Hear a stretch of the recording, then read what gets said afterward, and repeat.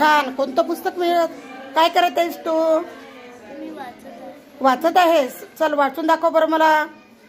उभी राहा थोडी. गुड. दाखव वाचून. एकदा दोन प्रवासी प्रवास करता संध्याकाळीच्या वेळी एक गावात पोचले. Very good. हा तू वाचून दाखवस ग. कशातलं आहे लिहिलेलं? इंग्लिश मध्ये आहे तुझ्या याच्यात? वाचून दाखव बरं. तुला येतं का तर? चल छान. कोणतं पुस्तक आहे तुझं? काय नाव आहे त्याचं? विविध खेळ. ओके. कोणता खेळ निवडलाय तू? क्रिकेट. हा चल वाचून दाखव बरं. काय लिहिलं? The game of cricket in familiar to avoid the viewing and this game originated in England and is an outdoor game. Okay very good. हा तुला काय आलं ग? कशाचं आलंय पुस्तक तुला कार्तिकी? वाचून दाखव बरं मला. चारोळ्या खाली छान छान पैकी चारोळी आली. वाचून दाखव काय आली तुला. संध्याकाळी दोघं मिळून बागेत जातात. राधा झोपाळ्यावर बसते आणि साखर नाना झोका देतात. साखर नाना झोका देतात म्हणजे चित्राचं काय केलेलं आहे इथं? वर्णन केलेलं आहे. जसं चित्र आहे ना तसं वर्णन केलेलं. छान छान छान. तुला कशाचं मिळालं ग? उभी राहा जोया. आपण काय करत आहोत? जे पाठ्यपुस्तकं वाचतो ना त्या पाठ्यपुस्तकाशिवायही आपण अवांतर वाचन कसं करायचं ते इथे दाखवलेलं आहे. चल दाखव बरं. कोणता नियम सांगितलेला आहे इथं ट्रॅफिक सिग्नलचा? लाल दिवा लागल्यावर वाहनांनी रस्ता ओलांडायचा नाही. अच्छा. लाल दिवा लागल्यानंतर वाहनांनी रस्ता ओलांडायचा नाही. मग मुलांनी किंवा लोकांनी ओलांडला तर चालेल का? नाही चालणार. बरोबर. इंग्लिश मध्ये वाचता येतं का? वाच बरं. Don't cross the roads. Very good. Roads when the light is red. Very good. चला काय करत आहात तुम्ही? वाचन. कशाचं आहे? अवांतर वाचन. म्हणजे आपल्या पाठ्यपुस्तकाशिवाय इतर पुस्तकांचं आपण वाचन जर केलं तर आपली वाचनाची गती वाढते. अजून काय फायदा होतो? का वाचत आहात तुम्ही? वाचनाची स्पीड वाढते. नवीन नवीन शब्द अजून वाचन करता येते. अजून बिन पाहून वाचता येते आपल्याला.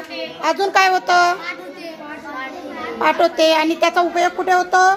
भाषण वगैरे करताना होतो ना तुम्हाला. तर नवीन नवीन माहिती. तर तू मला सांग बरं जियान, तुला कोणतं आलेलं आहे पुस्तक? चार्ल्स डार्विन एका शास्त्रज्ञाचं आलेलं आहे. उभा राहा बरं. दाखव बरं मला वाचून. 1831 मध्ये चार्ल्सला त्याच्या पदवी मिळाली. नंतर तो त्याच्या मित्र. बस खाली. छान छान. तुला कोणतं मिळालं रे पुस्तक?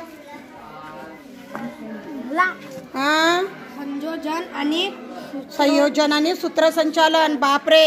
याचा उपयोग कुठे होणार?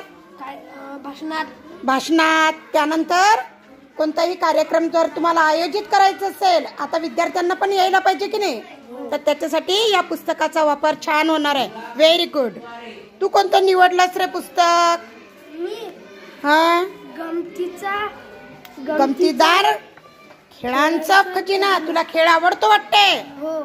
तुला खेळ आवडतो. तुला कोणतं मिळालं रे दीप?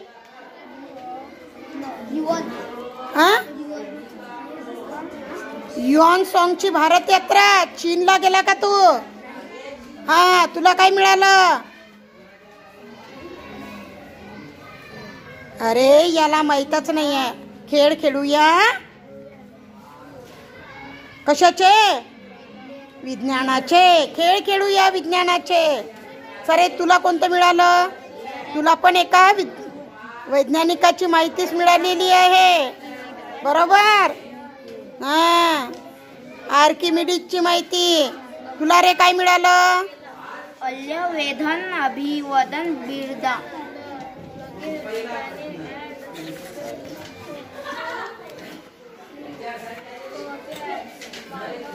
तुला कशाची मिळाली? मित्राला मेजवानी. मित्राला मेजवानी. बापरे, तुझ्या मित्राला देणार आहेस का तू मेजवानी? हा, तुला रे काय मिळालं? लवकर वाच पटकन. अरे रे रे, रमेश काय? रमेश हे लेखकाचं नाव आहे. पुस्तकाचं नाव काय आहे? वाच पटकन. खूप वेळ लावत आहेस तू.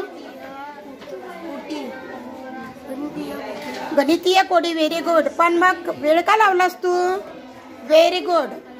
सगळे विद्यार्थी हे अवांतर वाचन करत आहेत, ज्याचा फायदा आपल्याला वेळोवेळी होतो